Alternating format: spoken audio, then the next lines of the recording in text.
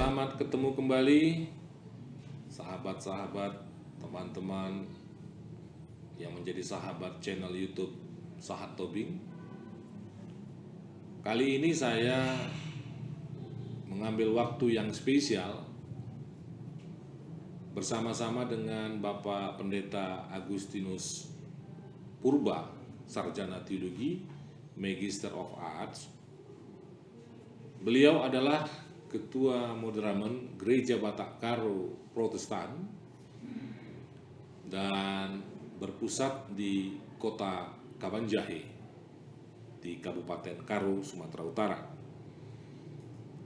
Nah, saya mengambil waktu kesibukan dari Bapak Pendeta Agustinus Purba karena saya melihat bahwa ada kekhasan, ada kekuatan dari GBKP ini yang mungkin akan bisa bermanfaat bagi banyak gereja, bagi komunitas Kristen khususnya, tetapi bagi masyarakat luas khususnya. Jadi tidak terbatas pada satu agama tertentu. Nanti kita akan mendengar apa yang menjadi kekuatan, kekhasan yang saya sebut sebetulnya adalah pemberdayaan ekonomi, lalu manajemen diakonia yang menjadi ciri khas dari gereja sebetulnya. Nah, nanti kita akan mendengar langsung dari Bapak Pendeta Agustinus Purba. Selamat pagi Pak Agustinus Purba. Pagi Pak Pendeta Tobing. Pak Pendeta Agustinus Purba ini sudah menikah dengan Ibu Rosemary Boru Prangin-Angin dan Ibu sehari-hari beraktivitas sebagai tenaga medis, bidan. Keluarga Pak Agustinus Purba ini sudah dikaruniai 3 anak, 2 perempuan dan 1 laki-laki.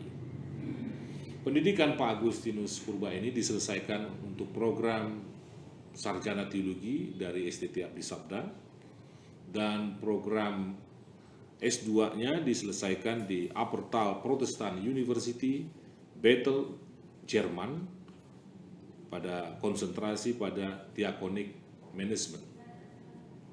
Nah, saat ini Pendeta Agustinus Purba menjadi Ketua Moderamen. Kalau di Gereja HKBP disebut dengan Eborus, kalau di Metodis disebut dengan Bishop, di GKPI juga Bishop. Beliau sudah menjabat dalam satu periode tahun 2015 sampai tahun 2020. Memang seyogianya tahun ini akan dilaksanakan sidang sinode bulan April yang lalu, tetapi karena ada wabah COVID-19 ini maka ditunda sampai batas waktu yang belum ditentukan. Kita berharap agar COVID ini juga segera berakhir. Nah, Pak Pendeta Agustinus Purba, pertama-tama mungkin kami akan mendengar dulu nih,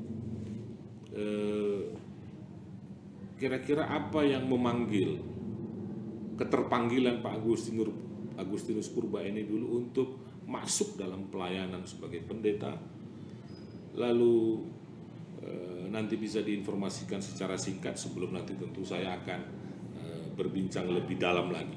Silakan Pak. Ya, terima kasih Pak Tobing. Saya sangat senang atas perkunjungan ini dan kita bisa berbincang-bincang untuk kami bisa juga men-sharingkan pengalaman kami sebagai gereja yang saya pikir cukup dinamis. Yang benar yang Bapak bilang tadi, karakteristik gereja kita ini lebih dikenal oleh teman-teman gereja lain. Kita sangat concern di bidang diakonia, walaupun itu menjadi bagian yang tidak terpisahkan dari dari kesaksian dan marturia. Sebelum bincang-bincang kita menuju ke sana terkait dengan pertanyaan Bapak tadi, itu pertanyaan sering dilontarkan kepada saya dan sangat susah menjawabnya. Karena jujur Pak, ternyata jalan Tuhan sangat berbeda dengan jalan pikiran kita manusia.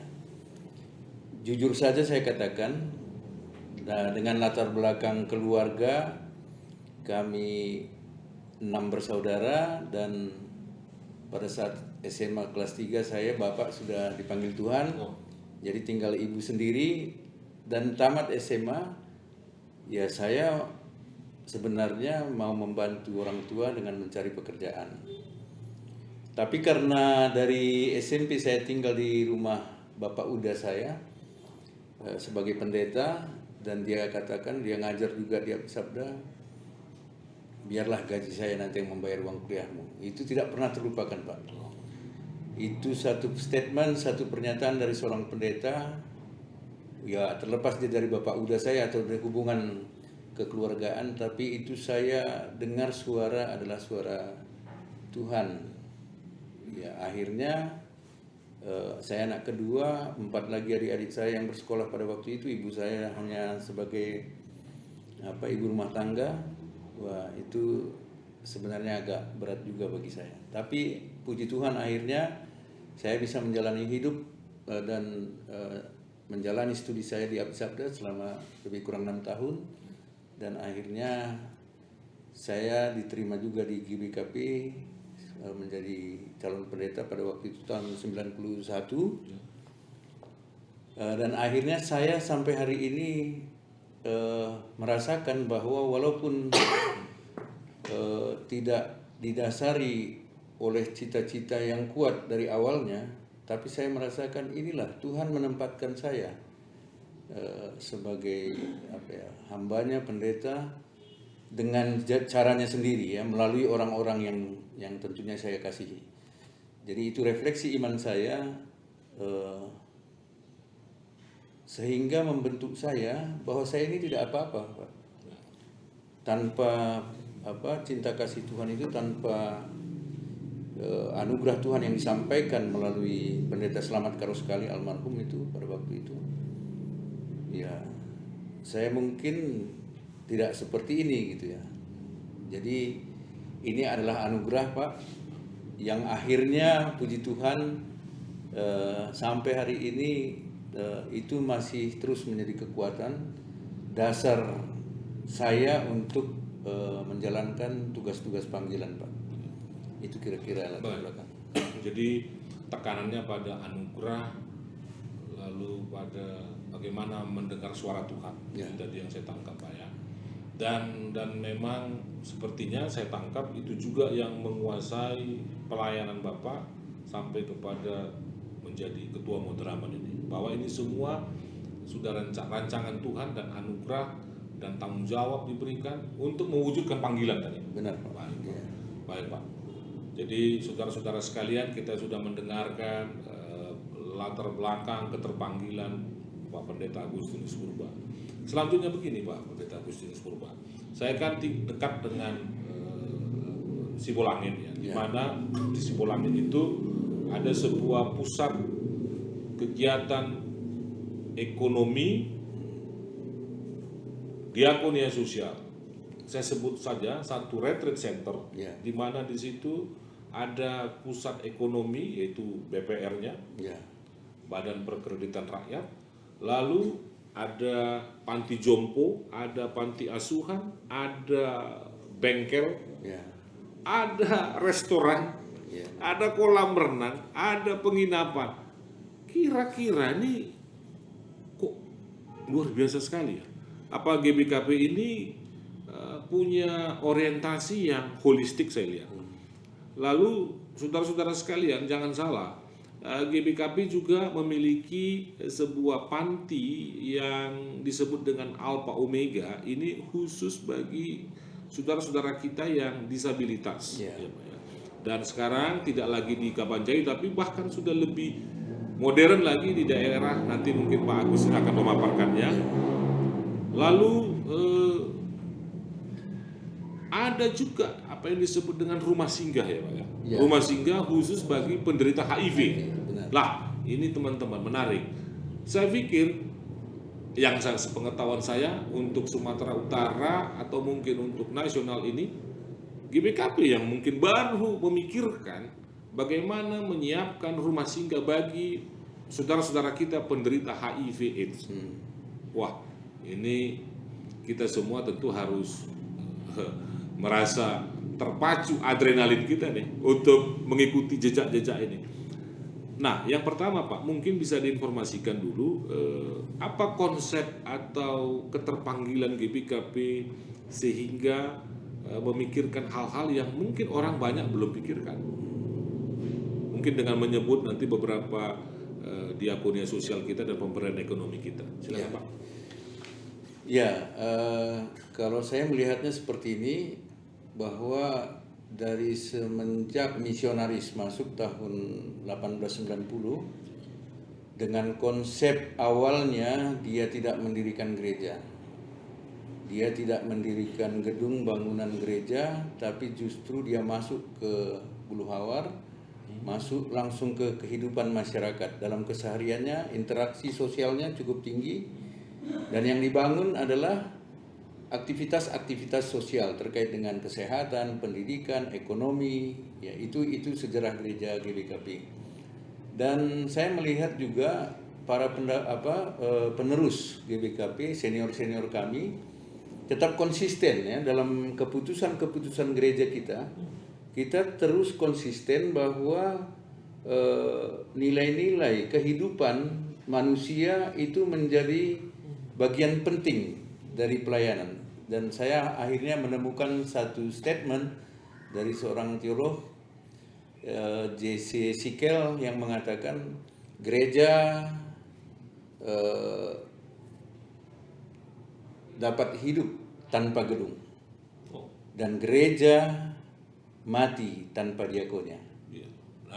Ya, itu satu statement yang akhirnya saya cari, saya temukan, wah benar juga ini statement ini. Dan saya kaitkan dengan perjalanan gereja kita, bahwa pada awalnya misionaris, misalnya Pendeta Vandenberg tahun 1906 dia mendirikan rumah sakit kusta di Lausimomo.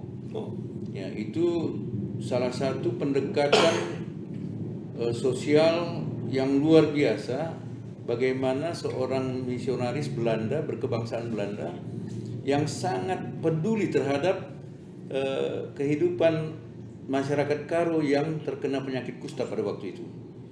Dan dia mendapat pergumulan juga ya dari pemerintah kerajaan Karo untuk tidak membangun rumah sakit itu, karena sangat penyakit itu pada waktu itu dianggap najis, dianggap sial, dan tidak jarang juga orang yang berpenyakit kusta ditaruh di satu gubuk dan dibakar bersama gubuk itu. Itulah pada masa lalu, dan misionaris Pendeta Vandenberg akhirnya bisa mendirikan rumah sakit kusta.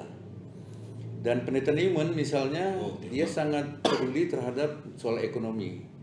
Dia membangun pasar-pasar. Ada 3 Kabanjahe itu pada hari Senin, 3 Binanga itu hari Selasa. Artinya dia mencoba membangun satu komunitas pasar di wilayah masing-masing, sehingga terjadi transaksi di tingkat lokal, sehingga produksi dan produsen dan konsumen bisa bertemu, tidak perlu jauh-jauh, tapi di lokalitasnya sendiri dia bisa membangun ekonominya. Jadi itu saya pikir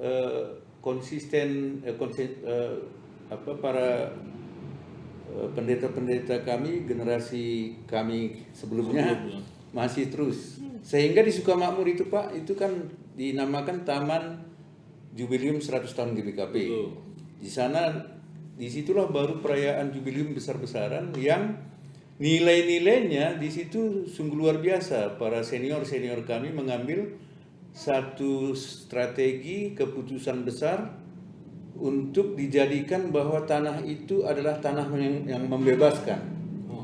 Jubileum, ya, di mana Tuhan membebaskan dari ketertindasan, dari keterpurukan, dari ketidakadilan, sehingga di sana adalah wadah-wadah pelayanan terkait dengan kehidupan. Itu ada orang tua kita yang lanjut usia bisa hidup bersama di sana, anak-anak yang sudah tidak punya ibu dan bapak dia bisa dibesarkan di sana, dan untuk pemberdayaan ekonomi pada waktu itu kami sangat beruntung karena ada seorang Pak Ambarita yang pensiun BRI, dia anggota HKBP.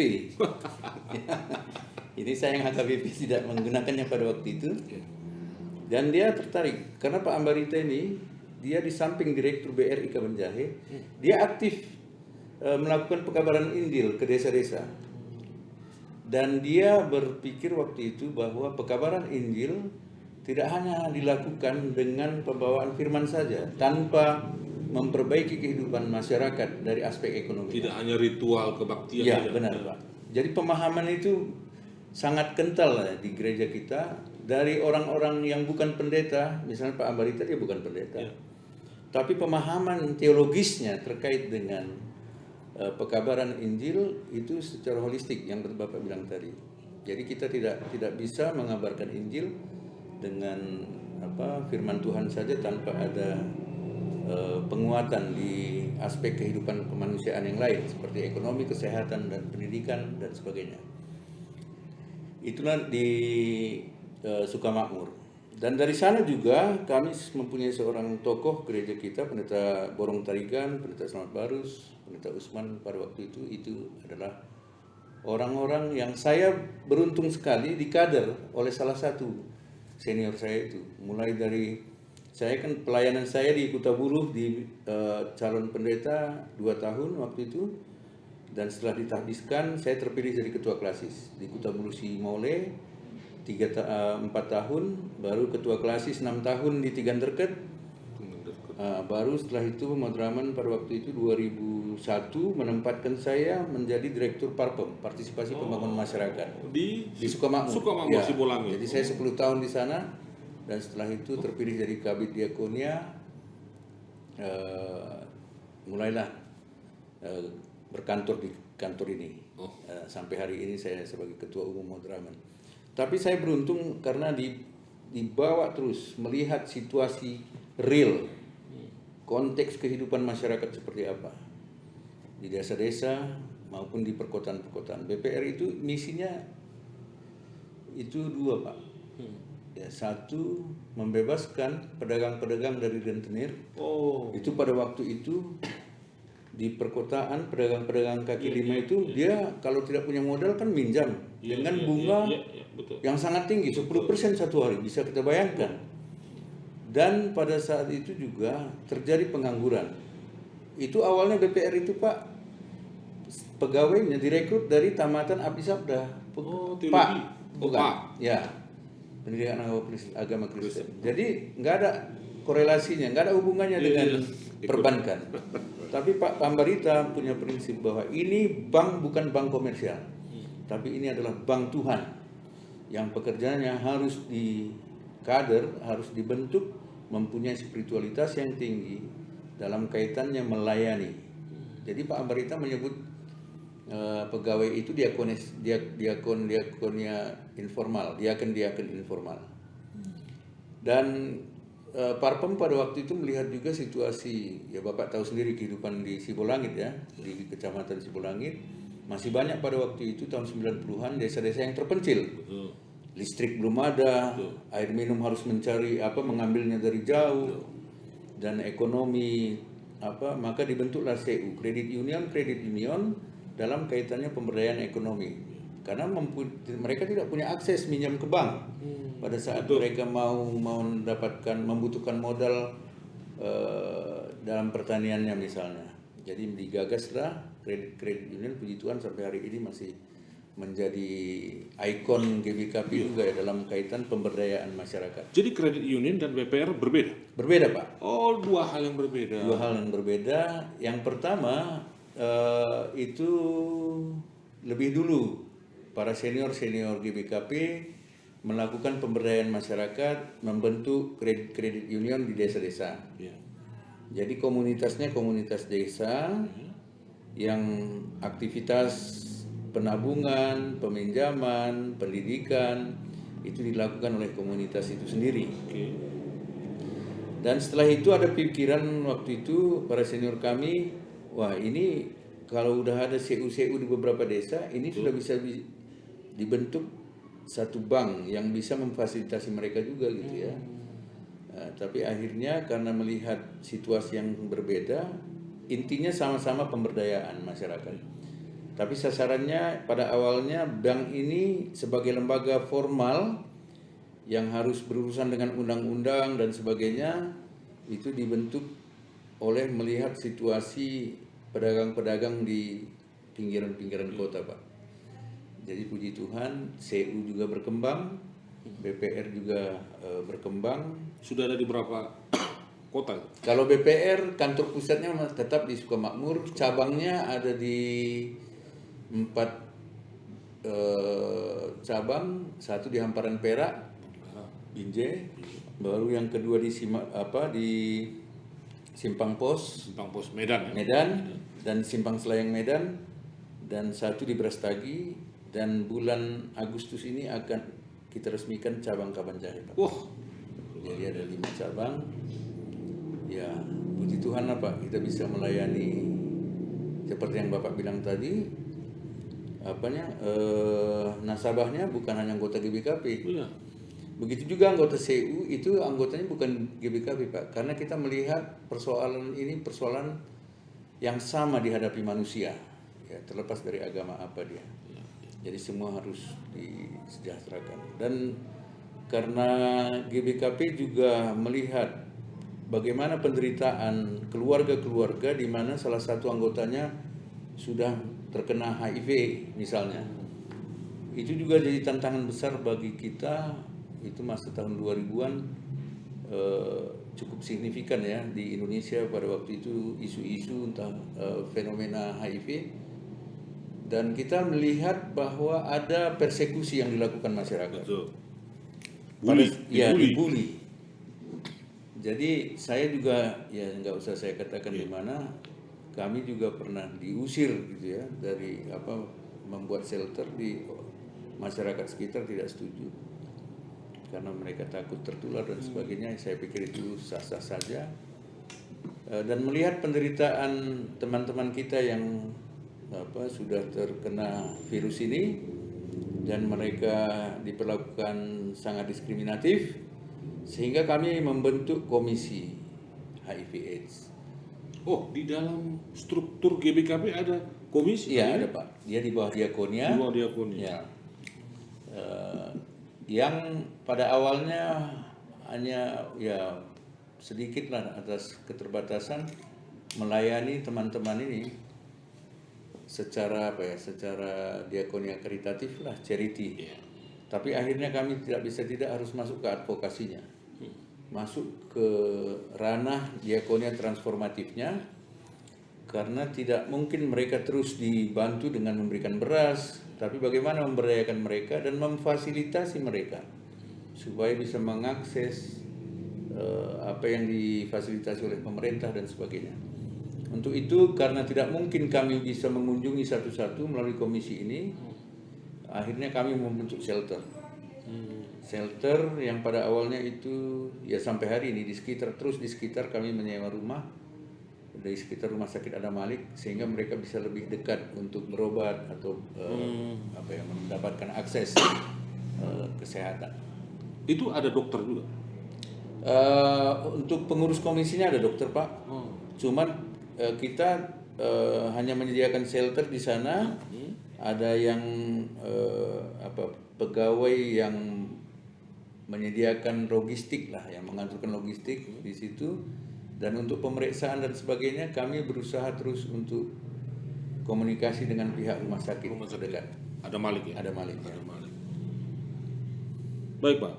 Nah, memang Pak Pendeta Agustinus belum menginformasikan juga ini soal Alpha Omega ya. Oh iya, Alpha Omega ya. Lalu perbengkelan. Oh iya. Ada. Bisa informasikan? Iya, itu perbengkelan yang spesifik itu waktu itu dibuka, dan sekarang memang sudah tutup karena kebutuhan turbin pembangkit listrik tenaga air itu sudah semakin kurang ya desa-desa, karena masuk semua desa sudah ada fasilitas listrik negara. Pada waktu itu bengkel itu didirikan dalam kaitannya mengembangkan program MHP, Micro Hydropower, di mana desa-desa yang sangat terpencil sekalipun pada saat ada potensi air terjun itu bisa dibangun listrik di sana. Nah, itu sekarang perbengkelan kita sudah tutup. Yang ada sekarang untuk kehidupan anak-anak kita di panti asuhan adalah pertukangan, ya, pertukangan kayu. Mereka memproduksi semua mobiler atau ya alat-alat kebutuhan rumah tangga, gereja, perabot-perabot, ya. Itu mereka masih produksi. Dan Alpomega ini juga menarik. Memang Pak, benar yang Bapak bilang, kalau tantangan secara struktural di gereja kita ini masih kental Pak, ya, birokrasinya, pemahamannya. Itu pada saat pendirian BPR itu Pak, itu berjuang sekali itu senior kita pada waktu itu. Karena apa? Ada kecurigaan Pak. Ngapain pula gereja berbisnis? Ngapain pula gereja mendirikan bank? Mau mencari keuntungan, mau dikomersialisasi gereja ini. Apalagi pada waktu itu Pak Ambarita Pak. Wah, kental kali. Kenapa pula orang Toba itu pula dijadikan direktur? Itu ada Pak. Ada latar belakang itu? Oh iya, jadi itu sangat artinya saya melihat bahwa tantangan gereja sebenarnya ya internal yang terlalu besar nih Pak. Kita tidak mau, apalagi COVID ini sebenarnya kalau refleksi saya, ini adalah peluang, kesempatan atau momentum yang dikasih Tuhan untuk kita bergerak cepat ini. Tanpa ada perdebatan struktural yang tidak penting itu, sehingga gereja kita ya begini-begini aja lah. Memang itu saya tertarik juga dengan bagaimana pernyataan Presiden Jokowi sebetulnya itu ya. Dia bilang bahwa kita mengutamakan hasil dulu nih. Jangan jelimet-jelimet dengan banyak hal, sementara hasil nggak ada nih nanti. Nah, jadi kita menang pada proses, hasil nggak ada. Habis energi. Tapi kita yakin juga seperti apa yang saya katakan tadi, sebenarnya di setiap gereja ada orang-orang yang secara spesifik bisa mengembangkan itu. Mungkin Tuhan memakai dia lah. Seperti kami pada waktu itu pendeta Borong dia habis-habisan dibully, dia habis-habisan karena terlalu mungkin jauh dari visi gereja yang idealis itu. Dan saya pikir konsepnya, saya banyak belajar lah dari senior saya banyak belajar dari GBKP. Secara struktural, walaupun banyak perdebatan, banyak sanggahan-sanggahan, saya bisa belajar bahwa pekabaran Injil itu sebenarnya nggak bisa disampaikan pada saat kita tidak melihat situasi, konteks yang sesungguhnya di sekitar kita. Jadi saya artinya bukan mengabaikan sangat penting ini marturia ini, sangat penting pekabaran Injil ini. Tapi pekabaran Injil sesungguhnya, Injil yang disampaikan kita itu adalah kita kan membangun kerajaan Allah, bukan membangun dinasti. Betul. Bukan membangun satu konstruksi di mana di sana ada hierarki atau di mana ada peraturan-peraturan yang tidak bisa dipahami dan sebagainya. Tapi pekabaran Injil itu bagaimana konteks kehidupan dari seluruh manusia dan ciptaan merasakan damai sejahtera Allah. Jadi mustahillah kita bisa mengabarkan Injil, memenangkan jiwa-jiwa pada saat di sekitar kita begitu banyak orang yang kelaparan, orang yang tertindas.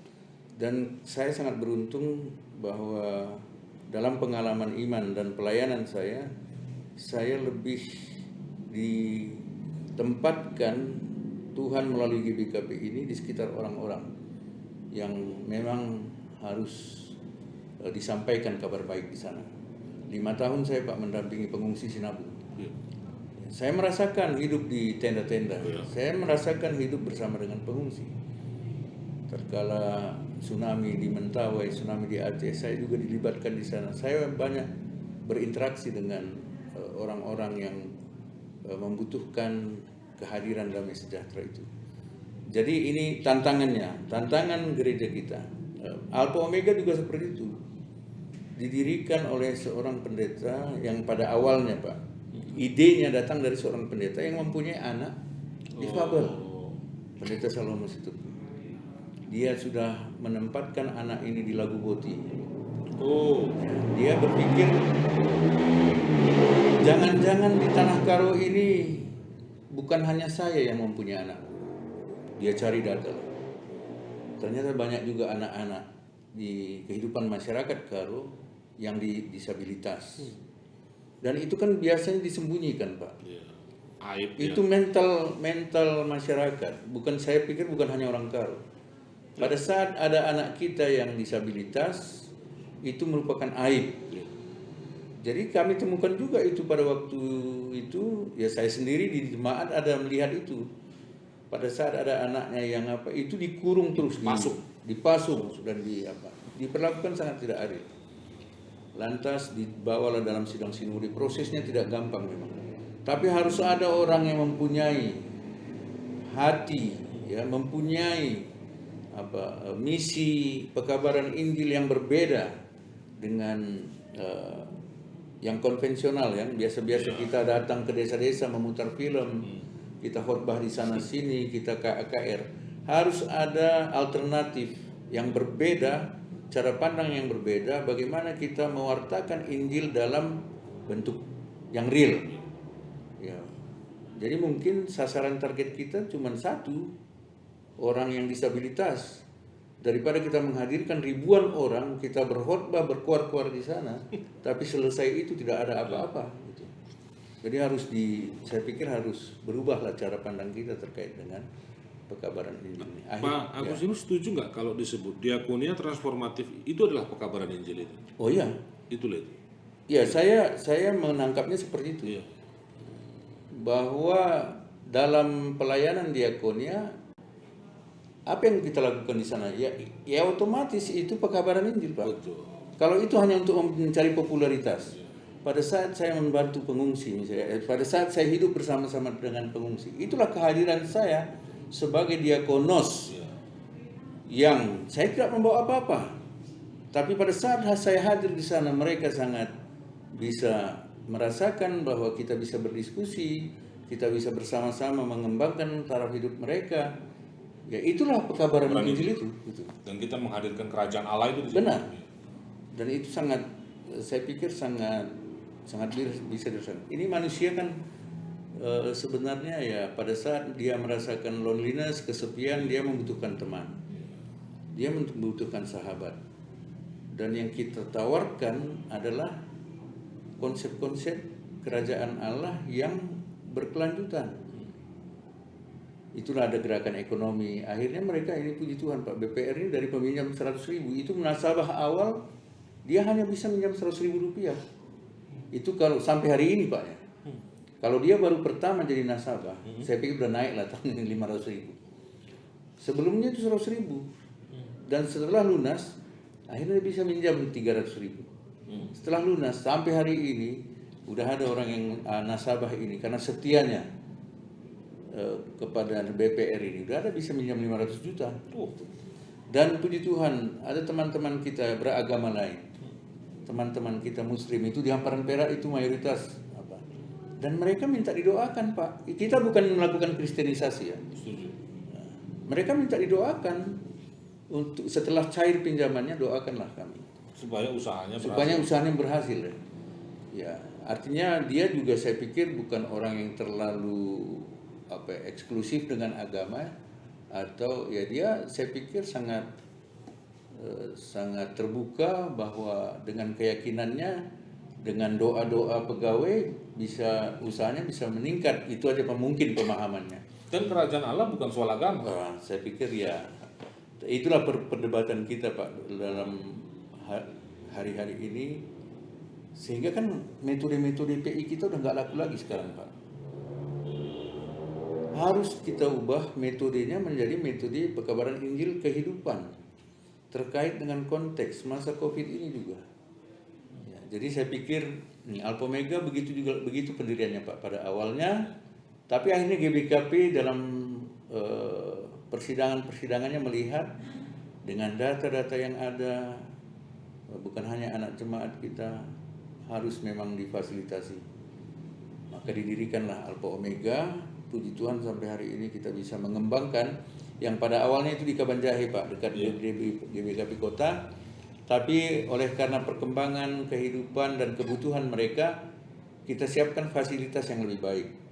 Hawanya segar karena ini di lingkungan perladangan, baru lokasinya luas dan sudah dibangun dalam bentuk cottage, tidak asrama. Jadi ini juga menjadi menarik bahwa panti ini juga harus tergambar di sana ada keadilan. Dan ini menjadi pembelajaran terus. Maksudnya apa itu? Pada saat kita menempatkan mereka dalam satu ruangan 40 orang, wah itu sebenarnya sangat tidak manusiawi Pak. Nah, tapi mungkin karena fasilitas kita cuma ada pada awalnya seperti itu, ya kita pada-padai. Tapi harus diakonia transformatif, harus terus berpikir dan mengembangkan bagaimana dari perspektif keadilan, kesejahteraan, kesehatan, itu hak mereka. Jadi tidak hanya sekedar menampung mereka, menerima sumbangan-sumbangan dan membuat program-program supaya apa, tapi tidak cukup hanya itu. Menarik tadi Pak. Ya. Itu Pak Agustinus itu hak mereka ya? Itu hak mereka Pak. Jadi wah ini kan saya pikir bukan tanggung jawab moral saja Pak. Betul. Ini tanggung jawab iman kita juga. Siapa yang mau dilahirkan seperti itu? Anak-anak panti asuhan Gelora Kasih, siapa yang mau ibu bapaknya berantakan atau meninggal dan sebagainya? Dan siapa yang sebenarnya diwajibkan untuk memelihara itu gitu? Jadi kami berpikir bahwa ya bagaimana dia bisa diperlakukan seperti anak-anak kita di rumah, begitulah harus diperlakukan mereka. Itu hak ajasi mereka. Itu pemberian Tuhan. Ya hak ajasi kan dari Tuhan. Itu pemberian Tuhan. Siapa yang mengelola hak ajasi? Siapa yang merespon hak ajasi mereka? Salah satunya gereja Pak, panggilan gereja. Jadi ini dan ya betul juga kalau saya sungguh-sungguh merasakan ini Pak, ini kesaksian saya. Ternyata mengabarkan Injil ini tidak bisa dengan kesombongan. Injil tidak akan sampai kemanapun dengan perilaku yang tinggi hati. Bayangkan itu udah karakteristik kekristenan di mana Tuhan yang turun ke dunia itu kan kerendahan. Ya. Saya pikir itu gereja tidak akan sampai kepada tugas panggilannya yang sebenarnya, yang sesungguhnya pada saat gereja itu hidup dengan kesombongan. Demikian juga hamba-hamba Tuhannya. Saya nggak berani menyebut diri saya hamba Tuhan Pak. Ya, artinya ini untuk kita lah ya, karena tantangan kita ini kan cukup apa ini, godaan kita, godaan apa, ada godaan soal kepemimpinan ya, godaan untuk populer, ada lagi katanya apa ya, celebrity mentality katanya. Celebrity mentality, mau dipuja-puja, mau disanjung, wah itu saya pikir jauh lah dari karakteristik gereja. Dan ini intinya, apa tuh panggilan kita, apa tugas kita sebenarnya? Kalau saya sederhana, terkait dengan yang saya ceritakan dari historis yang pertanyaan awal Bapak tadi, wah saya tidak ada apa-apa Pak. Kalau tidak oleh pertolongan Tuhan melalui pendeta Karus sekali, saya tidak apa-apa gitu. Ini anugerah. Saya sangat merasakan ini adalah anugerah, dan menjadi ketua Madraman ini bonus Pak. Bonus dan ya tantangan, sekaligus tantangan. Ini jujur saja, karena saya orang diakonia, orang lapangan. Mulai dari direktur Parpem 10 tahun, Kabid Diakonia 5 tahun, 15 tahun saya hidup di lapangan bersama-sama petani, bersama-sama masyarakat. Saya sampai ke Dolok Martali-Tali itu, sampai ke daerah yang lainnya untuk bisa bersama-sama dengan masyarakat dalam pemberdayaan ekonomi dan sebagainya. Itu menjadi apa ya, satu kekuatan lah hidup sama sama-sama mengenal situasi. Jadi Pak Agustinus memang kurang setuju ya jika gereja tinggi hati, mewah, apa namanya ya, karena kadang-kadang kan dengan adanya kemewahan itu kan membuat gap yang cukup jauh dengan saudara-saudara kita yang miskin. Nah, kira-kira apakah memang kemewahan dalam yang saya maksudkan adalah kemewahan yang akhirnya menyebabkan membuat dia tinggi hati itu tadi gereja. Gini Pak ya, memang saya dalam beberapa kali perkuliahan saya juga sering menyampaikan kepada mahasiswa saya, kalau sebuah gedung gereja itu bisa dibangun dengan biaya 100 miliar, menurut saya, karena tadi ada saya tangkap tadi, gereja tidak akan hidup dengan gedung. Gereja bisa hidup tanpa gedung, Gereja bisa hidup tanpa gedung, dan gereja akan mati tanpa diakoni. Tanpa diakoni ya. Dan itu saya katakan dalam perkuliahan saya, kok saya kurang terpanggil untuk hadir dalam kebaktian ketika gereja itu sampai menghabiskan biaya sampai ratusan miliar. Ini menurut saya agak kontradiktif. Itu loh maksud saya. Kontradiktif sekali dengan perilaku kesederhanaan yang harusnya ditampilkan oleh gereja. Dan memang teman-teman sekalian, nah inilah ruangan seorang ketua umum Moderamen. Tolong ditampilkan. Inilah meja kerja seorang eporus tuh, seorang bishop, seorang pimpinan gereja lain. Nah, tuh lihat tuh, bisa kita lihat. Yang menurut saya bentuk ini sederhana, tetapi hasil kerjanya luar biasa.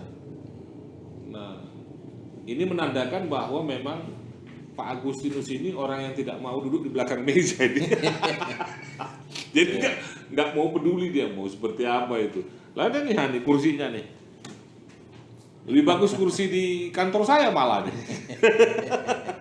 Bentuk-bentuk tampilan-tampilan kesederhanaan seperti ini saya senang dan saya pikir bagaimana gereja harus menampilkan kesederhanaan tetapi berkarya yang luar biasa. Nah, ini menjadi inspirasi bagi kita, bagi gereja-gereja juga, bagi kita hamba Tuhan, pelayan-pelayan. Ya, tadi sudah tersirat, cobalah tinggalkanlah kemewahan-kemewahanmu, ya, tinggalkanlah nafsu-nafsu duniamu, ya, hanya untuk menumpuk-numpuk harta di tengah-tengah dunia ini. Ingat, di sekeliling kita, tadi saya tangkap menurut Pak Agustinus, di sekeliling kita masih banyak orang yang sebetulnya tidak mendapatkan haknya untuk hidup, haknya untuk mendapatkan pelayanan dari gereja ini. Selanjutnya Pak, kira-kira ya, tadi ada kegiatan ekonomi yang dilakukan di dalam gereja GBKP ini secara sinodal. Ada tadi BPR, ada credit union, ada juga, nah ini nih saya baru dengar GBKP punya komisi HIV AIDS, rumah singgah, bekerja sama dengan Rumah Sakit Adam Malik Medan. Lalu ada Alpha Omega khusus anak-anak atau sahabat kita, saudara kita yang difabel. Ya. Lalu ada usaha-usaha pertukangan. Lalu ada semacam hotel lah, kalau menurut saya, karena saya pernah ke sana Pak. Saya lihat ke kamar-kamar itu karena banyak pembicara kami dulu datang, kami buatkan nginap di situ.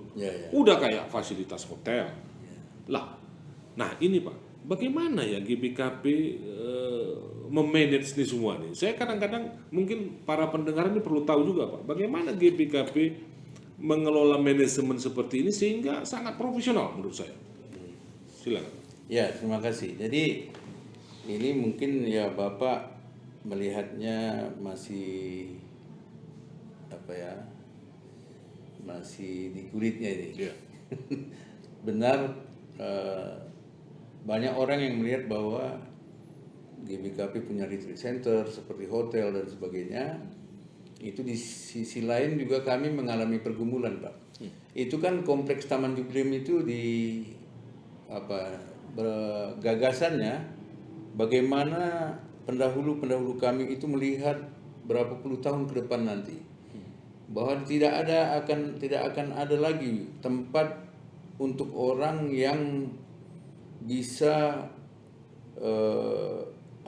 bisa melakukan kegiatannya dalam situasi kesepian, keheningan, sehingga itu sampai hari ini kita sudah ada 55 hektar lah lebih kurang yang pada awalnya itu akan dibangun untuk pembinaan spiritualitas, pembinaan kehidupan terkait dengan ekonomi, kesehatan, dan dalam bentuk panti dan sebagainya.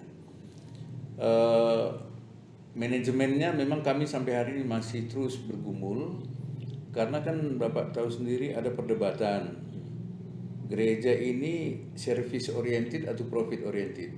Itu satu pergumulan kami. Kalau gereja sebenarnya harus profit oriented. Bagaimana kita bisa membangun fasilitas service oriented? Bagaimana kita bisa membangun fasilitas dan agar fasilitas itu bisa sustain tanpa kita memikirkan profit. Nah, itu masih dalam yang sampai hari ini memang dikelola, direkturnya masih pendeta, itu retreat center ada seorang direktur, panti asuhan ada direktur, BPR ada direkturnya, itu pendeta semua itu Pak. PPOS, orang tua sejahtera, itu pendeta semua direkturnya. Tapi ya kalau BPR itu kan melalui fit and proper test yang dilakukan oleh OJK dan BI dan sebagainya. Itu dilakukan, dan untuk ke depan ini kami mungkin akan membuat strategi yang manajemennya lebih melihatkan keterpisahan antara profesional, tentunya membutuhkan orang-orang yang profesional dalam menata itu, karena tidak mungkin Pak kalau tidak profesional, karena investasi kita sudah cukup tinggi di sana. Triliun? Ya, saya pikir belum. Ratusan miliar? Iyalah, masih ratusan miliar untuk fasilitas gedung dan sarana-sarana fasilitas lain seperti kolam dan sebagainya. Itu memang satu sisi kami membutuhkan orang yang profesional, yang kami sudah belajar juga dari gereja GKJ, di mana mereka memakai sistem begini, itu dikelola secara profesional, tapi profit yang diterima sekian persen itu diserahkan untuk kas gereja. Jadi mungkin itulah nanti ke depan kami akan kembangkan. Kalau tidak profesional memang itu akan menjadi fasilitas yang tidak akan sustain, dia akan kolaps sama seperti hari inilah. Terkait dengan COVID ini tidak ada lagi tamu yang datang. Tapi kami tetap prinsipnya bahwa semua ini dibentuk dalam kaitan pelayanan yang holistik, ya, komprehensif, untuk menjawab pergumulan-pergumulan masyarakat. Apalagi ini COVID, kami sudah mendapat masukan dari beberapa narasumber, harus ini bidang gereja tidak bisa tidak. Karena di depan kita sudah akan ada bencana yang begitu, akan ada satu fenomena yang membuat kita harus bergerak cepat ini. Yang pertama, soal harga-harga komoditas, ini akan terjadi perubahan, pemutusan hubungan kerja, ini terkait dengan ekonomi. Dan akhirnya ya puji Tuhan juga ada seorang jemaat kita yang mempersembahkan aplikasi digital Pak, pasar online. Jadi kami sudah ada 8 klasis ini, satu pusatnya di Kabanjahe. Jemaat kita bisa belanja dengan melihat aplikasi yang sudah ada di Tigata namanya. Jadi ini ada pasar, sayur, ikan, apapun bisa dipesan di sana, dan sudah dikembangkan ke 8 klasis. Dan itu akan membentuk satu lapangan kerja baru. Misalnya anak-anak kita yang akan PHK, yang di PHK nantinya dia bisa bekerja sebagai pengantar atau ojol atau apapun namanya. Jadi ini sudah kita siapkan, puji Tuhan. Ya, walaupun di dalam tantangan itu kita yakin ada satu peluang yang bisa kita nikmati di sana. Di tengah-tengah tantangan ada peluang. Benar, Pak. Itu dia. Ya. Ini nampak sekali nih Pak Agustinus ini kok ini orang bisnis cocok. Iya. Orang bisnis itu gitu. Ini tantangan tapi itu ada peluangnya. Ya. Nah, jadi menarik Pak. Jadi hubungan antara GBKP dengan unit-unit usahanya ini ada ya? Ada, Pak. Ya, jadi jelas itu kita komitmen kita di situ, Pak. Sehingga tidak ada kepentingan kepentingan personal pribadi di sana. Misalnya bank itu dulu kan karena BPR misalnya. Dulu karena gereja tidak bisa mendirikan bank. Iya. Ya, jadi diambillah beberapa ex officio dari pengurus sinode menjadi pemegang saham. Oh. Ya, menjadi pemegang saham untuk mendirikan bank dengan satu yayasan, itu Parpem. Yayasan dia pemegang saham pengendali dan tambahnya adalah ex officio dari nama-nama pengurus Madraman pada waktu itu. Itu di awalnya tegas dikatakan bahwa itu bank gereja. Karena kita tidak mau nama gereja dipakai tapi menjadi alat pribadi-pribadi. Dan akhirnya puji Tuhan undang-undang diberlakukan bahwa bisa yayasan baru, yayasan bisa menjadi pemegang saham. Jadi dimasukkanlah Alpha Omega menjadi pemegang saham baru. Dan pemegang saham pribadi itu dikeluarkan. Jadi puji Tuhan Kebalikan ya? ya artinya saham mereka itu kan saham uang gereja, Pak. Oh, Namanya pribadi. aja, bukan pribadi, namanya aja dipakai pada waktu itu. Orangnya yang jadi dikeluarkan. Iya, orangnya dikeluarkan dan tidak ada gejolak. Dan itu jelas bahwa semua unit-unit yang ada di GBKP itu adalah milik GBKP. Itu dulu yang kita kuatkan di sana, bahwa semua ini adalah GBKP.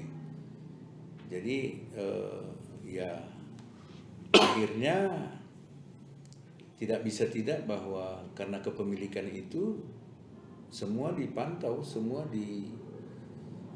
bukan diintervensi lah ya, tapi setidaknya diawasi lah oleh GBKP yang setiap tahunnya itu diverifikasi, Pak. Ya.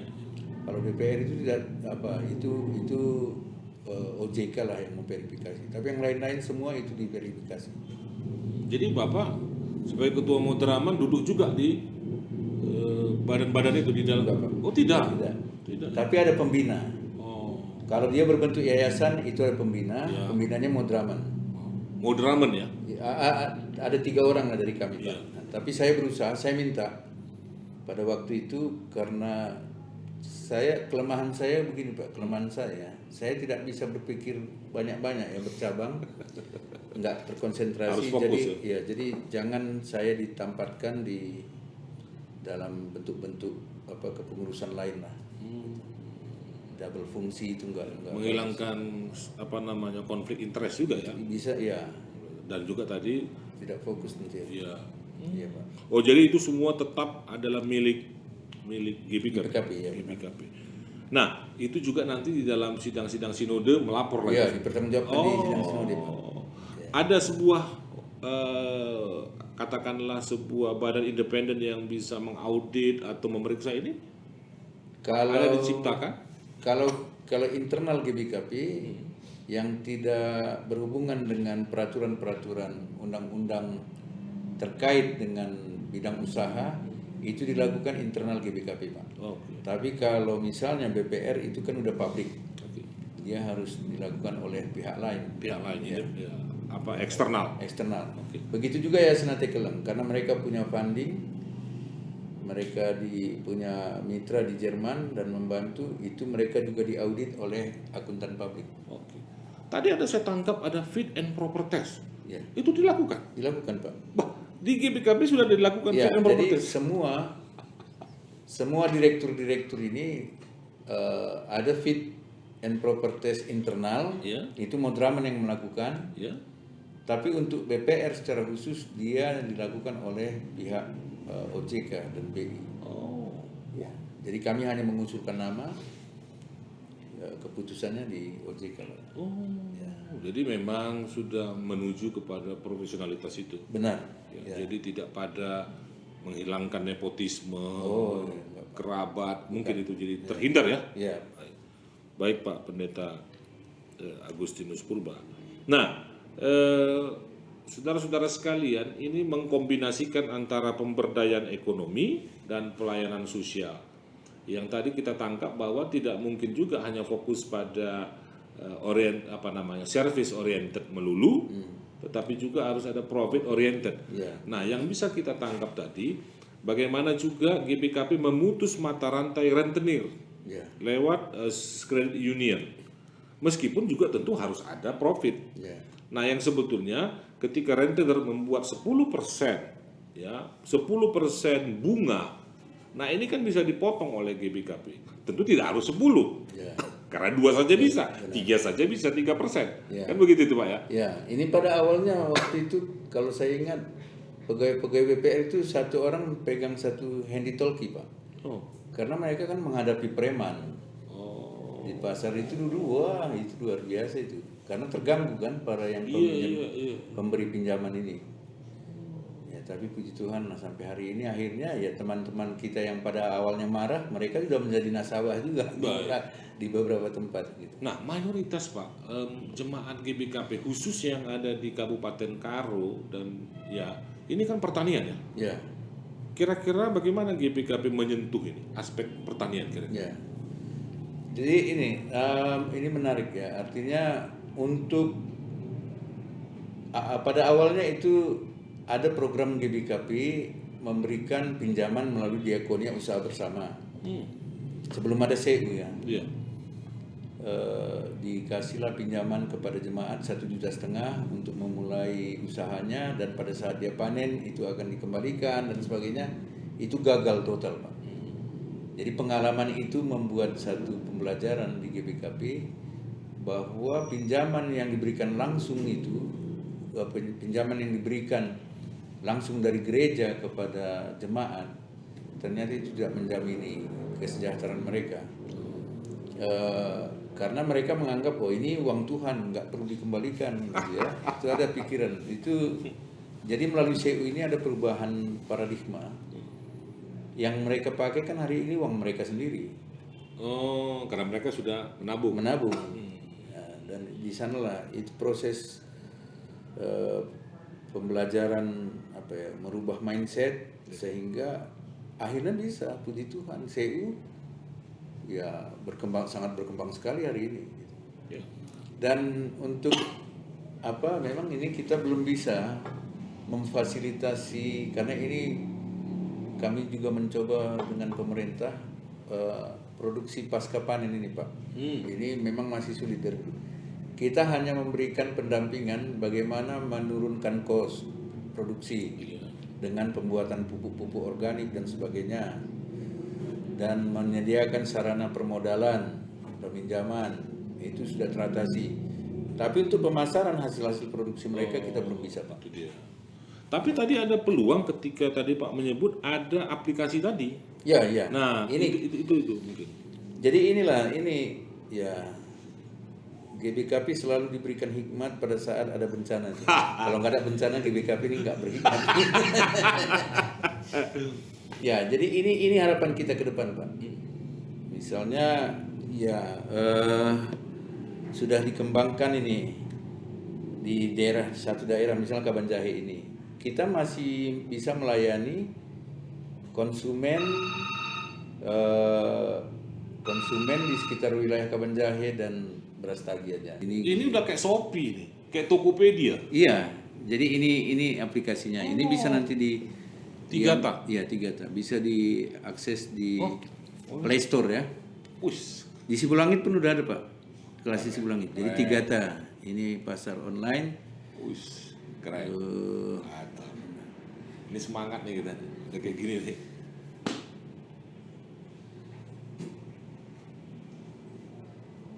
Produknya pun ada di sini Pak, gula merah misalnya, asparagus, sawi. Ya ini udah mirip Tokopedia, blibli.com itu nih. Iya benar Pak. Jadi bisa sebentar Pak. Iya.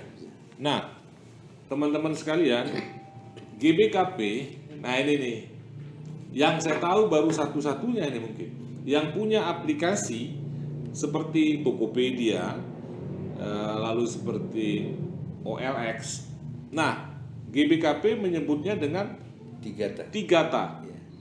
Saudara-saudara bisa mendownload dari Play Store namanya 3T. Nah, ini ada, nah nih, misalnya nih gula merah harganya 12.500, ini kayak ojol. Nah, 5.000 nih, ini sayur-sayuran 3.000, jauh lebih murah nih.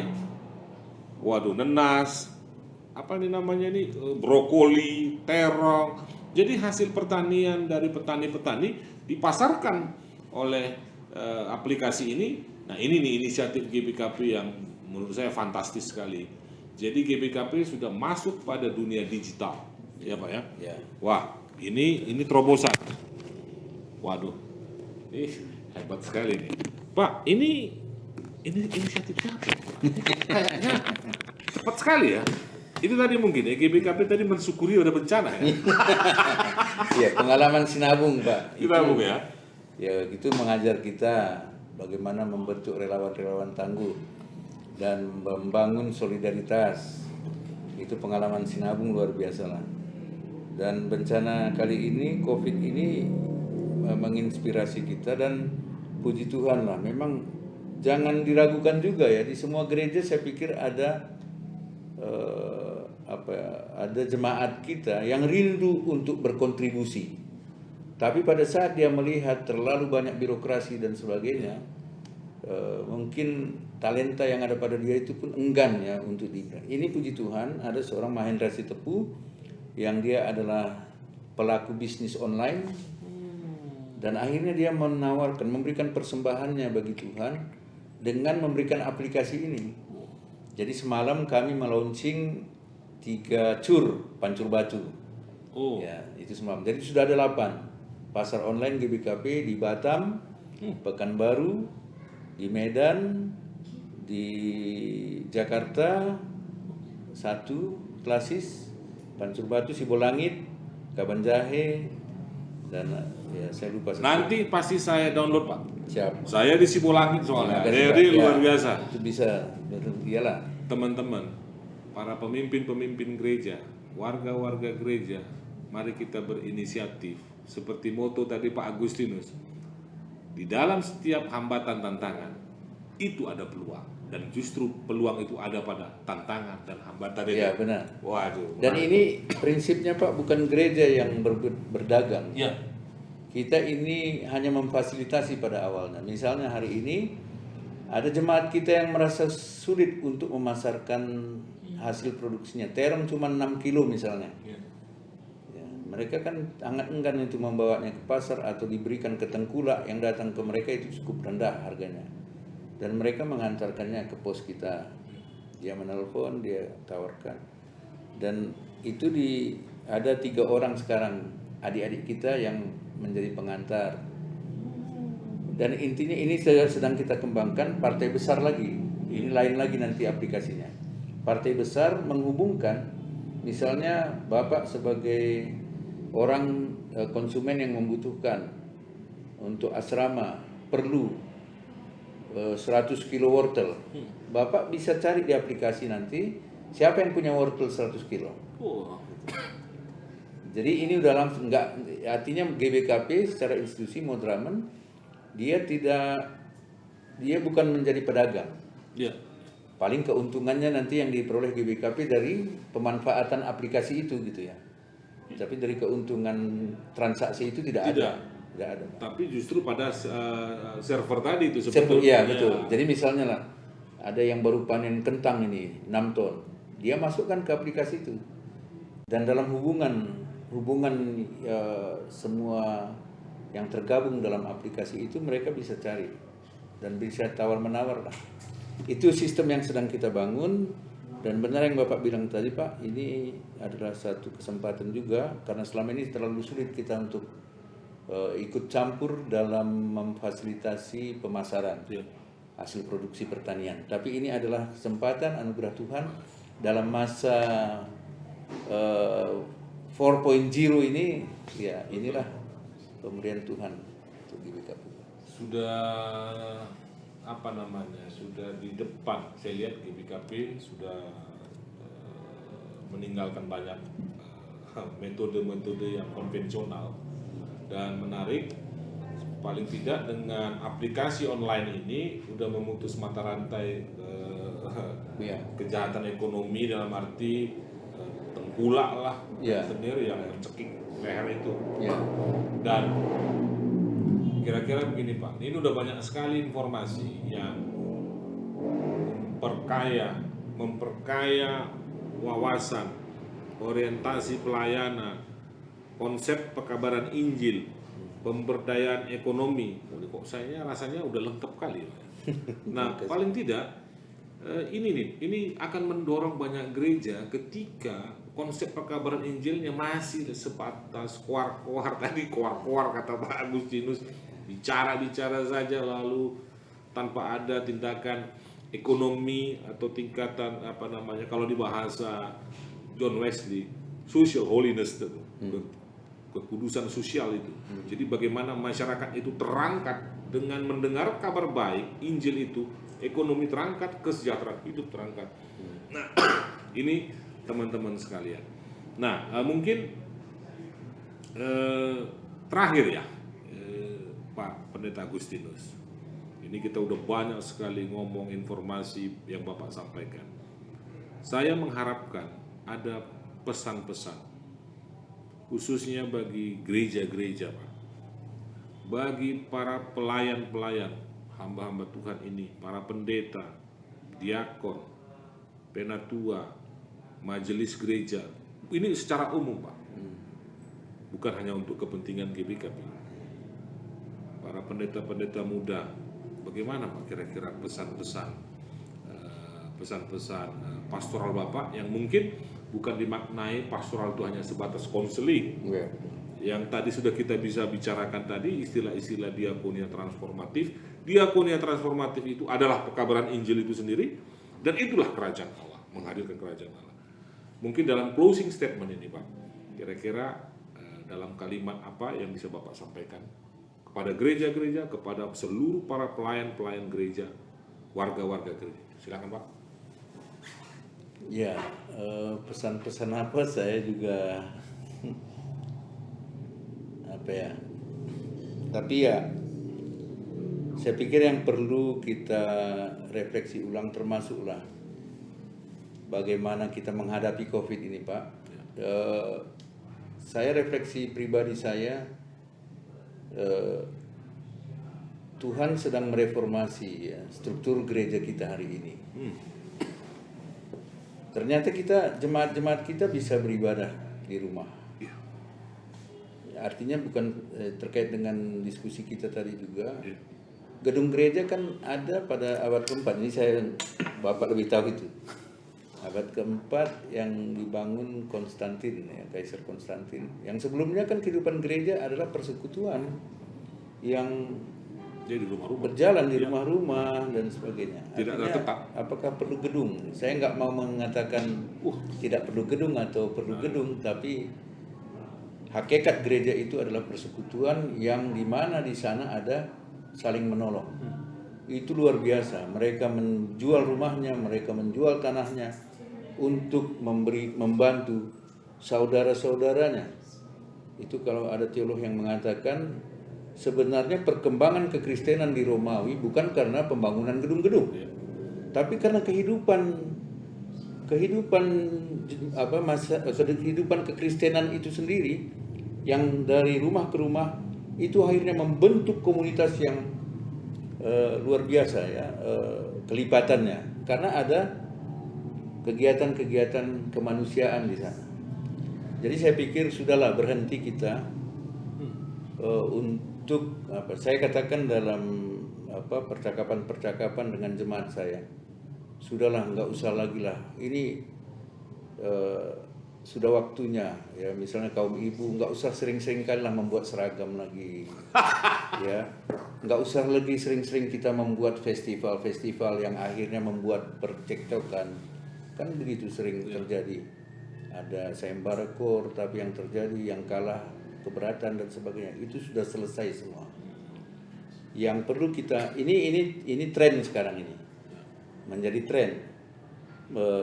Jemaat sedang membangun bentuk diakonia lokalitas yang tidak tersentral, dan itu saya pikir pimpinan-pimpinan gereja harus mengapresiasi.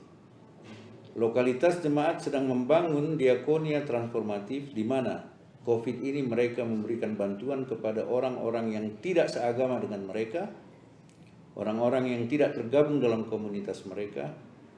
Tapi jemaat-jemaat sekarang, gereja-gereja kita di tingkat lokal, jangan-jangan tingkat lokal nanti ini yang lebih daripada kita di pucuk pimpinan gitu. Jadi ini sedang berlangsung. Mari kita apresiasi tindakan-tindakan jemaat lokalitas kita untuk mengembangkan diakonia transformatif, mengasihi sesama, hidup bersama dengan itu. Makanya sekarang kan istilah semua diganti, di transformasi ya, dari oikumene yang konvensional dia menjadi oikumene semesta. Ya, oikumene tidak menggambarkan hanya persekutuan gereja-gereja, tapi oikumene digambarkan kehidupan manusia bersama seluruh ciptaan. Saya pikir sudah saatnya, dan inilah momentum. Kalau saya merasakan ini adalah kairos, waktu yang diberikan Tuhan dan tidak akan pernah terulang kembali. Pada saat kita tidak mengambil ini menjadi momentum, kita akan kehilangan kesempatan. Termasuk bagi kita lah pendeta-pendeta, sudah saatnya kita tidak terlalu habis energi ya dalam perdebatan dogmatis, perdebatan praktis, struktur dan sebagainya. Sudah saatnya. Saya tadi ada di WA teman yang saya tahu dia pendeta, tapi dia sudah tidak dipakai lagi di gereja katanya, tapi dia hidup untuk memberdayakan masyarakat. Saya katakan ya puji Tuhan, selamat. Anda diperkenankan Tuhan, diberikan kesempatan untuk mengembara dalam kehidupan yang nyata. Jadi pengembaraan kita jangan dalam dunia kepura-puraan, tapi biarlah pengembaraan kita hidup berjalan dalam kehidupan yang real, bersama dengan realitas kehidupan masyarakat sekitar kita. Mungkin itu yang bisa saya sampaikan, Pak. Baik, Pak. Aduh, ini saya nggak tahu nih. Saya bukan mau memuji-muji, tetapi dari percakapan kita tadi, Pak, Bapak sudah beberapa langkah di depan saya bahkan. Artinya, enggak, saya bukan dalam memuji. Saya banyak bertemu orang, saya banyak berbicara dengan orang. Pak Agustinus ini lompatannya cukup cepat, ya. Mungkin karena sensitif pada konteks, sehingga ketika menemukan sebuah masalah, justru bagaimana dari masalah itu ada peluang. Itu yang saya lihat ini, Pak. Jadi tidak berhenti pada debat-debat kusir yang tidak bermanfaat, karena oke lah ada manfaatnya, tetapi dalam konteks ini kan dibutuhkan kecepatan. Itu yang sebetulnya saya lihat. Mungkin kita juga gereja harus malu lah kepada presiden kita ini yang hidup sangat sederhana, tapi kok kita gereja ini kok maunya hidup mewah, dan dia cepat. Setiap ada masalah cepat dituntaskan. Dan ini dalam percakapan tadi sangat nyata, Pak. Jadi terima kasih, Pak Pendeta Agustinus. Saya secara pribadi berharap Bapak tetap sehat. Amin. Ya, di dalam memimpin GBKP ini untuk periode pertama, dan ya kita berharap periode kedua juga ya, karena dibutuhkan pemimpin yang lembut. Saya kebetulan sudah cukup lama berinteraksi dengan Pak Pendeta Agustinus dalam pertemuan-pertemuan, dalam kegiatan-kegiatan, dan biarlah juga keluarga dan anak-anak semua diberkati, dan GBKP menjadi berkat bagi banyak gereja di Sumatera Utara dan gereja dunia. Dan saudara-saudara sekalian, saya terkesan pada beberapa bulan yang lalu, mungkin saya nggak tahu, bulan 3 saya datang ke sini, Pak ya. Ketika kami datang ke sini, justru pada saat itu GBKP melalui BPR-nya menyumbangkan berapa banyak masker itu? 50.000. 50.000 masker dikirim ke Hong Kong untuk masyarakat Hong Kong. GBKP memikirkan masalah COVID-19 di sana. GBKP nggak memikirkan dirinya sendiri, dan berarti GBKP hidup untuk orang lain, life for the others. Terima kasih Pak, Tuhan berkati, dan demikianlah saudara-saudara sekalian akhir dari percakapan yang sangat bernas ini. Para pendengar sekalian bisa nanti memberikan komentar atau mungkin kalaupun nanti ingin belajar banyak dari GBKP, silakan menghubungi saya. Nanti saya akan hubungkan langsung dengan Pak Agustinus Purba, sehingga kita semakin maju bersama. Dan jangan lupa itu di-download Tigata tadi. Ya, ini aplikasi online. Kita bisa beli sayur, kita bisa beli gula merah dan hasil pertanian. Itu bentuk dukungan kita kepada gereja yang berbuat bagi sesamanya. Terima kasih. Sampai ketemu dalam pertemuan berikutnya. Tuhan memberkati kita.